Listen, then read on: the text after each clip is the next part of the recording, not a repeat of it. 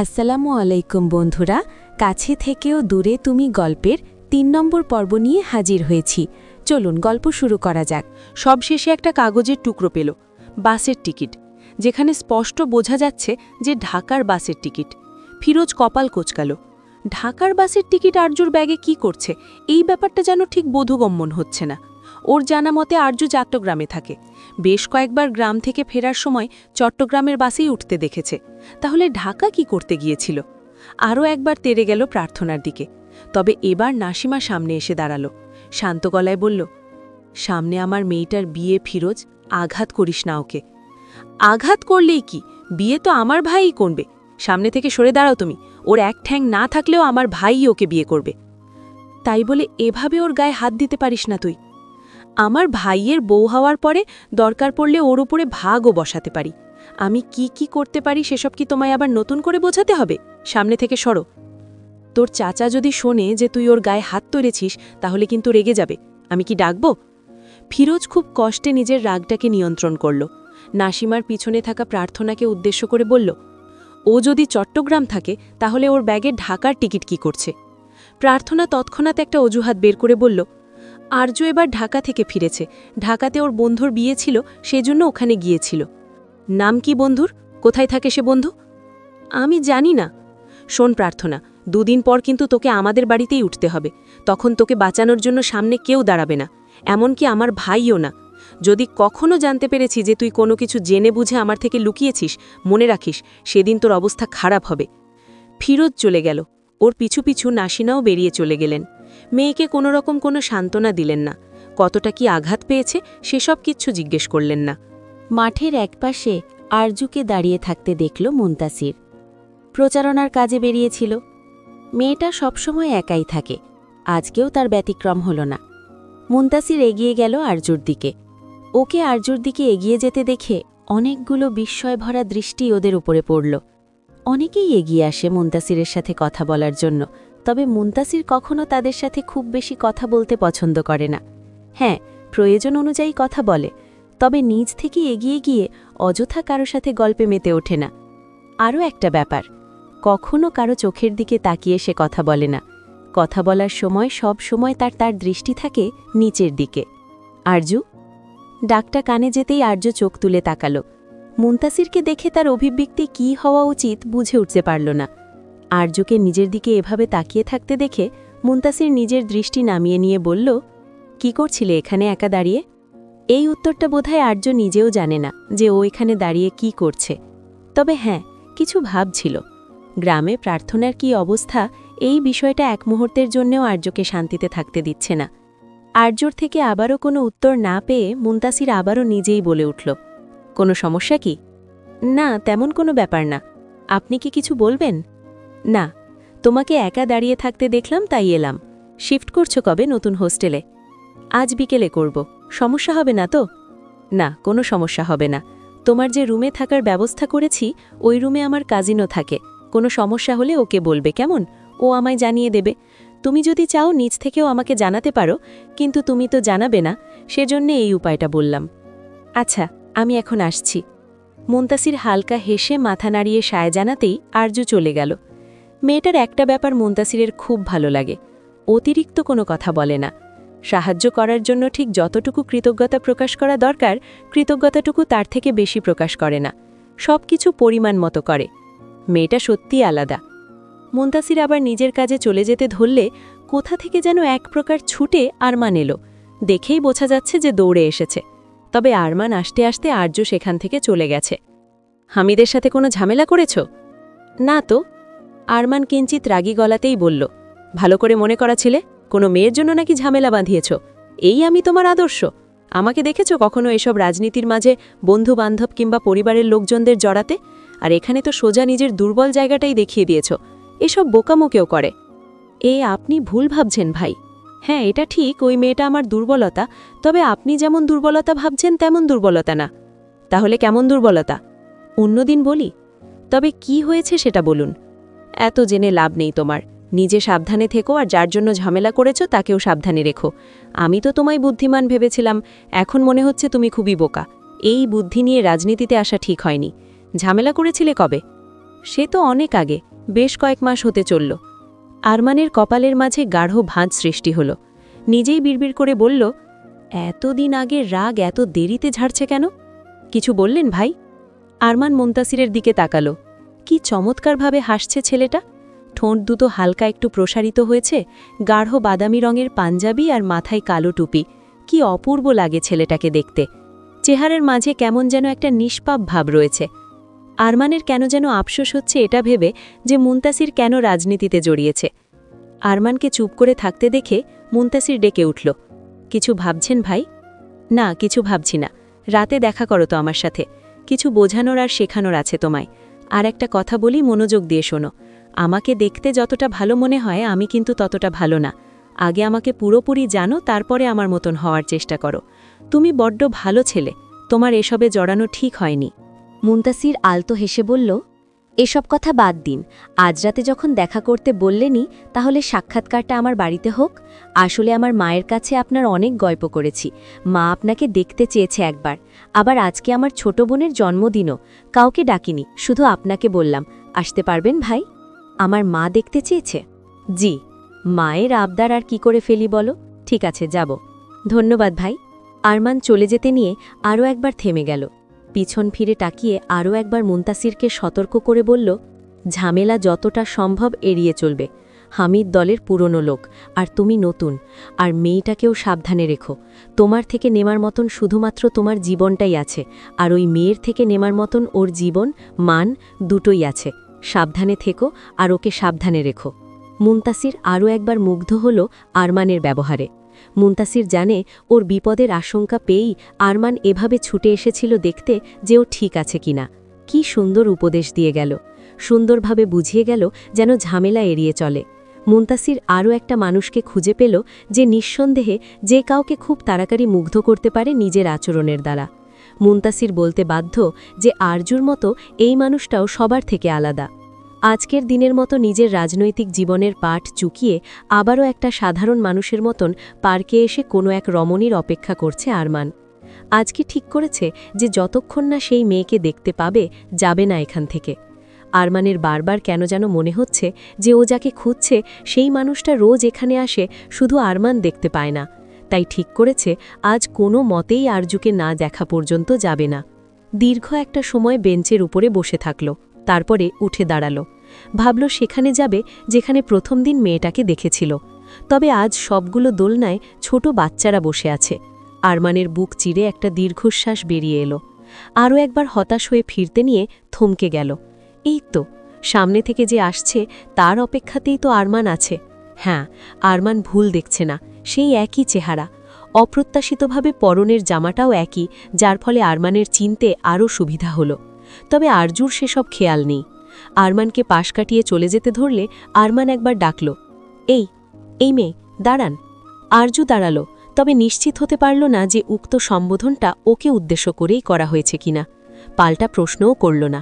আরমান নিজে থেকেই বলে উঠল, হ্যাঁ, আপনাকেই ডেকেছি, চিনতে পারছেন আমায়? আরজু পিছন ফিরে তাকালো। চোখে মুখে তার এক রাশ প্রশ্ন সমেত বলল, আমাকে বলছেন? হ্যাঁ, আপনাকে বলছি। মনে নেই সেদিন পার্কে দেখা হয়েছিল আমাদের? আপনি বৃষ্টিতে ভিজছিলেন, আমি এসে আপনাকে বললাম চলে যেতে, মনে পড়ছে না?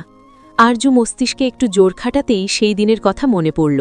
তবে সেই দিন আরমানের মুখটা দেখা হয়নি, সেজন্য ঘটনা মনে করে বুঝল যে এই ছেলেটা সেই দিনের সেই ছেলেই। তবে আরমানকে বুঝতে দিল না যে ও চিনতে পেরেছে। ঘটনাটা মনে না পড়ার ভাব ধরে বলল, দুঃখিত, মনে পড়ছে না। আর আমি বৃষ্টিতে ভিজিনি, আপনি বোধহয় অন্য কারো কথা বলছেন। আরে না, আমি আপনার কথাই বলছি। আর এত তাড়াতাড়ি ভুলে গেলেন কি করে?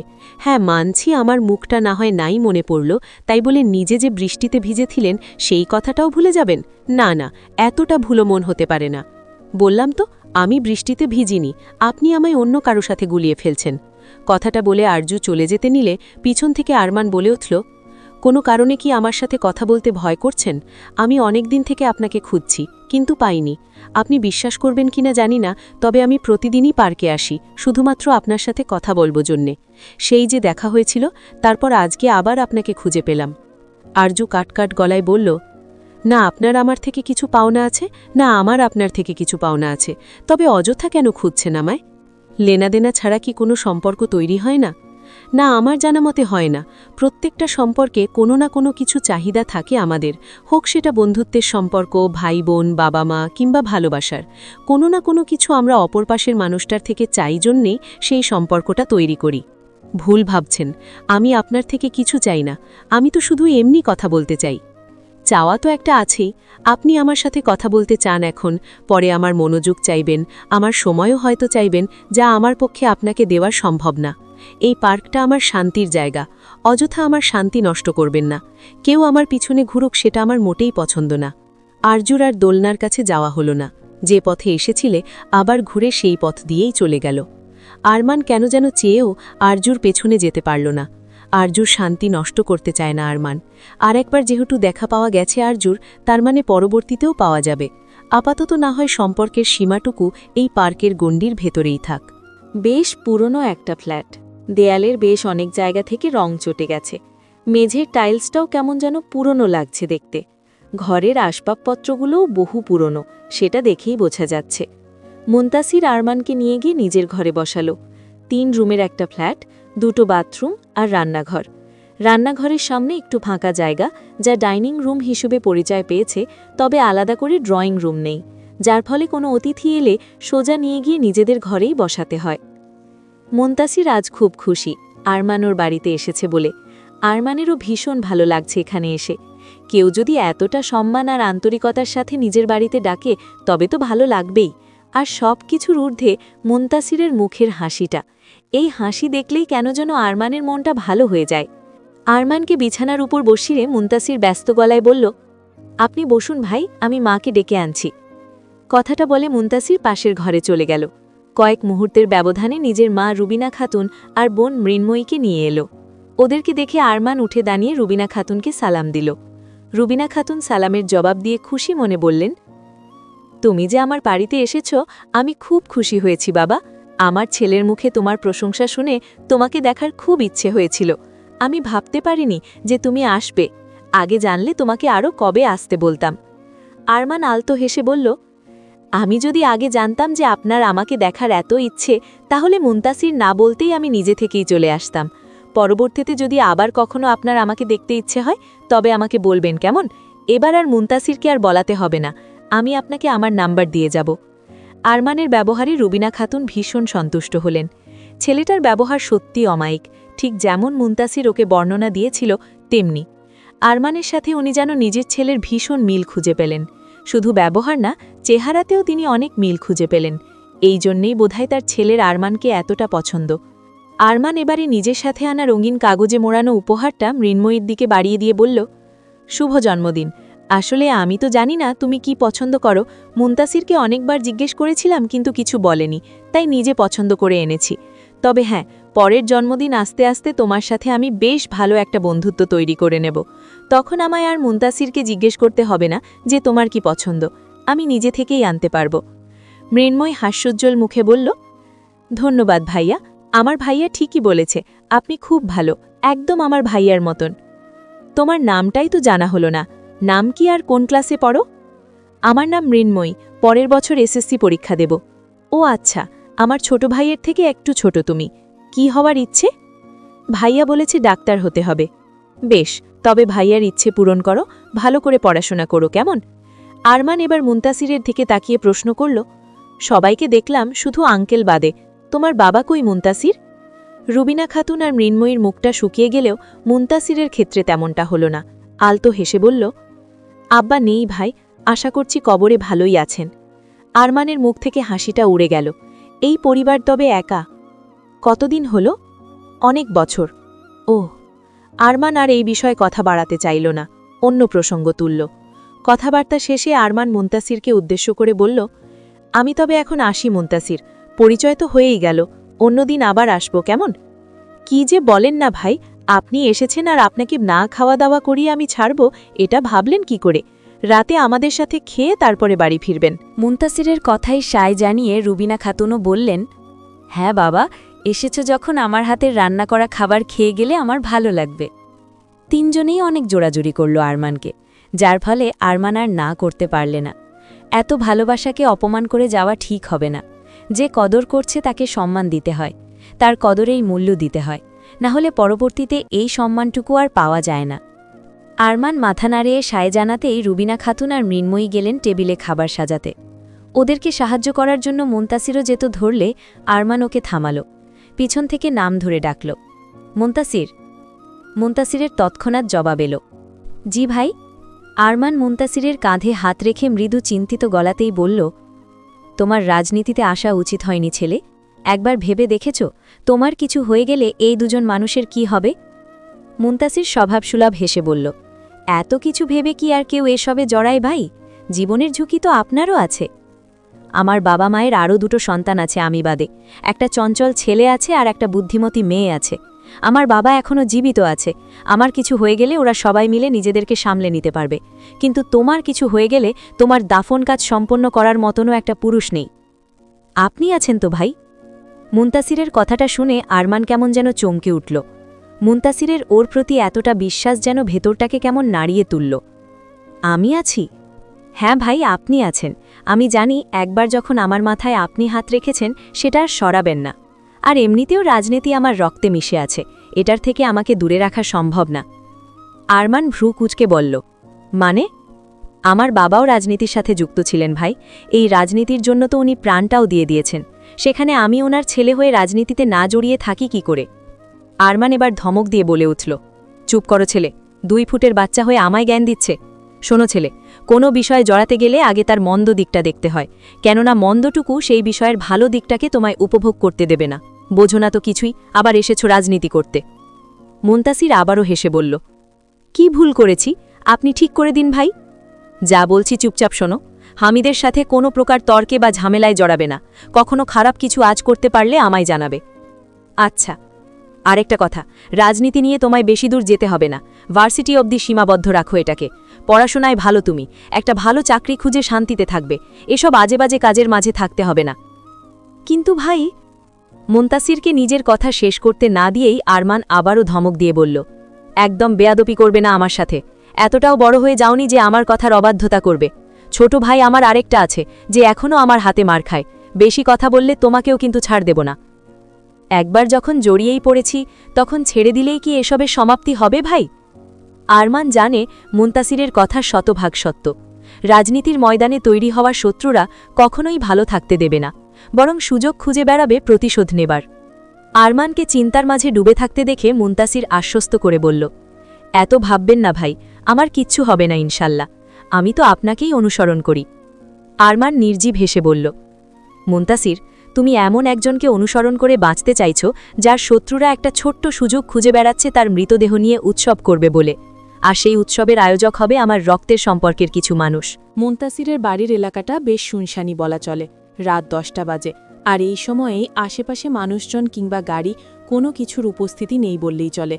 যদিও রাত 10টা অনেক সময়, তবে ঢাকা শহরে 10টা খুব একটা বেশি সময় হওয়ার কথা না। জায়গাটা শহর থেকে খুব একটা দূরে যদি গ্রাম হতো তাহলে না হয় তাও ফাঁকা থাকার কারণটা বোঝা যেত। জায়গাটা যেন কেমন একটু অদ্ভুত লাগলো আরমানের কাছে। বাড়িঘর অনেকই আছে, তবে সেখানে মানুষজনের উপস্থিতি খুবই কম। অধিকাংশ বাড়িতে মনে হয় কেউ থাকে না। তবে রাতে ফাঁকা রাস্তায় বাইক চালাতে আরমানের ভীষণ ভালো লাগছে। শীতের দিন হওয়ায় একটু দূরেও রাস্তাটা পরিষ্কারভাবে দেখা যাচ্ছে না। বাইকের হেডলাইট জ্বালানো, তারপরও বাইকটা চালাতে একটু অসুবিধা হচ্ছে। তার উপরে আবার ঠান্ডাও লাগছে। শার্টের উপরে জ্যাকেট পরেছে ঠিকই, তবে এই শীতের তীব্রতা জ্যাকেটটা আটকাতে সক্ষম হচ্ছে না। তার উপর আবার হাতে গ্লাভস পরার কথা ভুলে গেছে, ফলে হাত দুটো যেন ধীরে ধীরে জমে উঠছে। তবে আরমান বেশ স্বাভাবিক থাকার চেষ্টা করছে। হঠাৎ করে আরমানের চোখ গেল ফুটপাত দিয়ে হাঁটতে থাকা একটা মেয়ের ওপর। অন্ধকারে যদিও তার মুখটা স্পষ্টভাবে দেখতে পেল না, তবে জামার রংটা দেখতে পেল, আর এটা দেখেই আরমানের মনে হলো ওটা আরজু। এই মেয়ে, শুনছেন? আরমান ডাকল ঠিকই, তবে আরজুর কানে সেই ডাক পৌঁছল না। আরমান বাইকটা থামাতে চাইল, তবে সামনে তাকাতেই দেখল গলি দিয়ে একটা 4 চাকার গাড়ি বেরোচ্ছে। খুব দ্রুত পরিস্থিতিকা সামাল দেওয়ার জন্য ব্রেক ঘোরাতেই তাল সামলাতে না পেরে বাইকটা রোডের উপরে স্লাইড করে কিছু দূর এগিয়ে গেল। বেশ জোরে একটা শব্দ হলো। সেই শব্দে আরজুর ধ্যান ভাঙল। পিছন ফিরে তাকাতেই দেখল বাইকের নিচে কেউ একজন পড়ে আছে, আর কারটা এখনও ঠাই সেখানে দাঁড়িয়ে আছে। আরজু তাড়াহুড়ো করে সেখানে এগিয়ে গেল। আরজুকে সামনে থেকে দেখে আরমান এবারে নিশ্চিত হলো যে ওটা পার্কে দেখা সেই মেয়েই ছিল, যাকে দেখে মনে হয় দিন দুনিয়া বিমুখ একটা মানুষ। যার যাই হয়ে যাক না কেন, তাতে সেই মেয়ের কিছুই যায় আসে না। সেখানে আরমানের অ্যাক্সিডেন্ট হয়েছে দেখে আরজু যে এগিয়ে এসেছে ব্যাপারটা আরমানের কাছে অষ্টম আশ্চর্যের মতন লাগল। আরজু বাইকটা তোলার চেষ্টা করল, তবে ওর একার পক্ষে সম্ভব হলো না। এদিকে আরমান বেশ আঘাত পেয়েছে। হেলমেটটা থাকার কারণে মাথায় কোনো চোট পায়নি ঠিকই, তবে হাত পায়ে বেশ ভালোই আঘাত পেয়েছে। আরজুকে এত কষ্ট করতে দেখে আরমান বলে উঠল, আপনি একা পারবেন না, দাঁড়ান আমি চেষ্টা করছি। আরজু আরমানের কথায় পাত্তা না দিয়ে সোজা কারটার দিকে গেল। আরজুকে এগিয়ে আসতে দেখে কারের ভেতরে ড্রাইভিং সিটে বসা মানুষটা গাড়ির কাঁচ নামালো। আরজু সহজ স্বাভাবিক ভঙ্গিতে তবে গভীর গলায় বলল, রাস্তা তো এতটাও অন্ধকার না যে সামনে থেকে একটা বাইক আসছে আর আপনি সেটা দেখতে পাবেন।